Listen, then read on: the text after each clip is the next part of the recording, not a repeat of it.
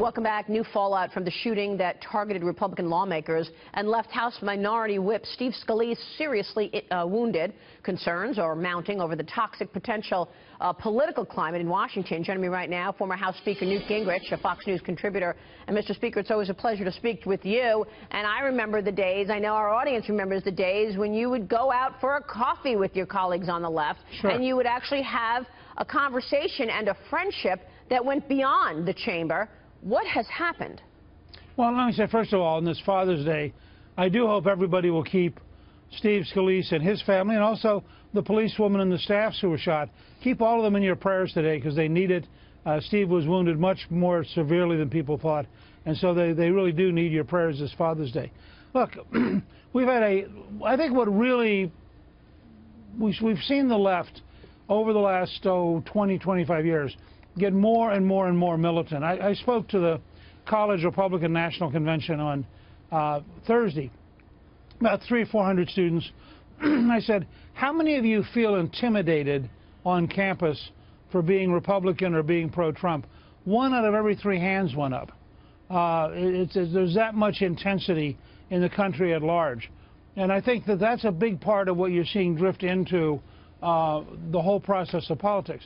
It's not that you can't find ways to be bipartisan, and it's not that frankly, we couldn't do a somewhat better job. But I think, in all fairness, there have been, for example, the Veterans Administration Reform Bill had a huge bipartisan majority. The 21st Century Cures Act had a huge bipartisan majority. Those things are not automatically partisan.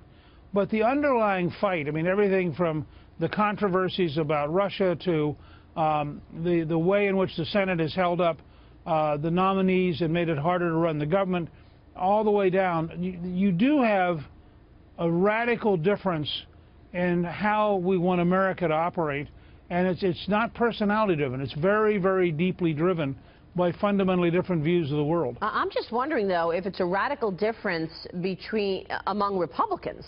Because, you know, you just heard what Mo Brooks told us, Newt. I want to play this soundbite from Congressman Brooks, because he basically blamed it all on the Senate.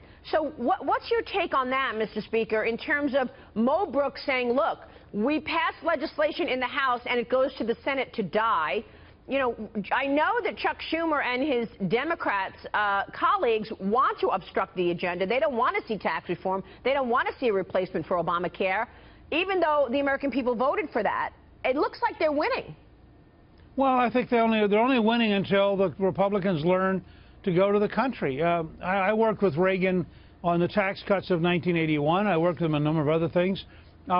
He understood, and there's a wonderful small book called The Education of Ronald Reagan, which studies his time at General Electric.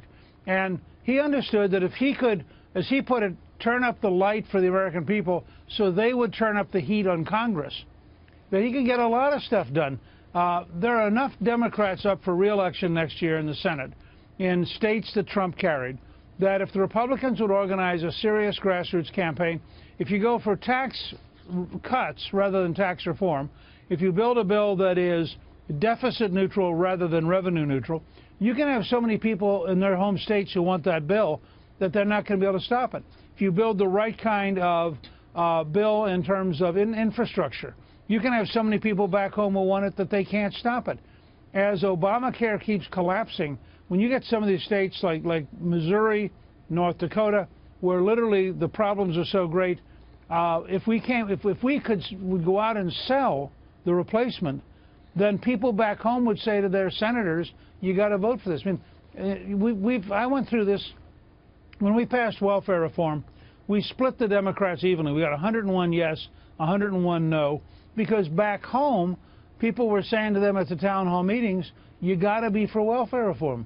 So part of this is the Republican Party that isn't selling the issues back home, isn't creating the momentum, and being clear enough about why these things are good for you, not just good for the country, but good for you as a person. Well, you hit on a lot of important things there. I want to talk about deficit neutral versus revenue neutral. But first, in terms of selling the policy here, Mr. Speaker, this has been the conversation we're having all year, that they can't sell a policy. They can't communicate what they're trying to do. When you're talking about health care, you're talking about people's health care, and in terms of resonating with the American people, in terms of what the bill includes relating to their health care is critical. Are they ever going to be able to sell it? I mean, we're in July almost. Yeah, look, I can't tell you right now.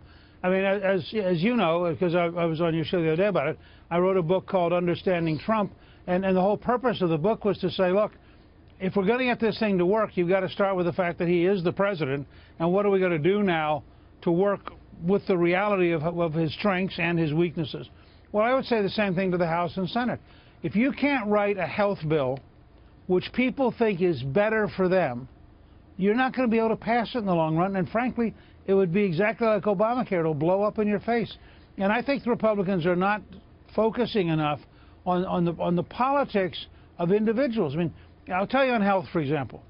The number one question everybody's going to ask is, what does it do about preconditions? Now, why is that?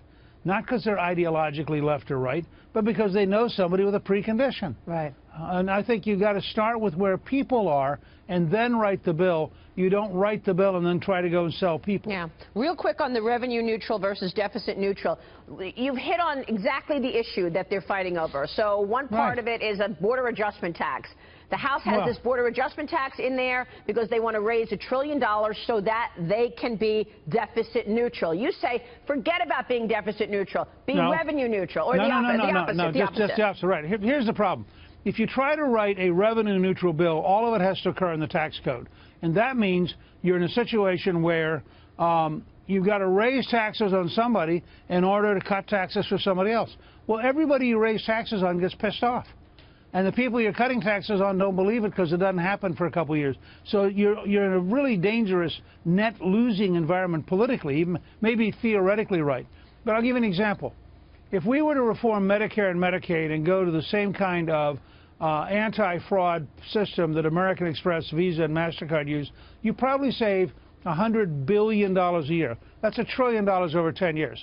If we took the unnecessary federal property, the federal government owns 76,000 buildings. If you took the least important 10,000 of them, you probably could raise a couple $2 billion. Right. If you look at a place like Nevada, where the federal government owns 80% of the state, surely some of that should be available for the private sector.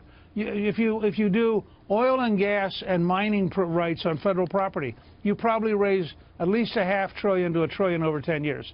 I mean, all of these things are doable if you have a will to go out. And if it's deficit neutral, you take all of these savings and you can apply it to the tax cut.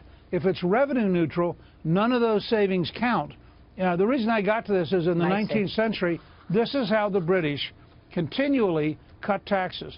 Because what they said to people is, we're going to be very frugal with the government, but we're going to be generous with your pocketbook. And so every year they cut a little spending and they cut little taxes. And it went on for almost 40 years. So they'll find that $1 trillion that would have been raised from the border adjustment tax. They'll find it somewhere else if they are deficit neutral. They could. We'll be watching that. Mr. Speaker, good to see you. Thanks so much, sir. Good to see you. Thanks. Newt Gingrich joining us.